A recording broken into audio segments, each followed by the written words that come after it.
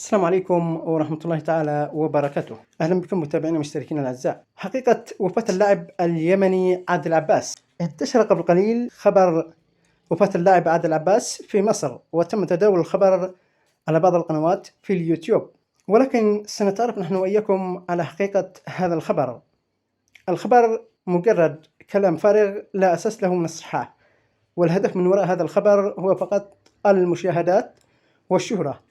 ولكن نطمنكم أن اللاعب عادل عباس بخير وبصحة وسلامة، فلا تصدقوا هذا الكلام الكاذب. ونقول لمن ينشر هذه الإشاعات: اتق الله في نفسك، لا يصح نشر مثل هذه الأخبار الكاذبة، فهذا خبر كبير وليس بالسهل، خاصة عندما يصل إلى أهله أو أقاربه.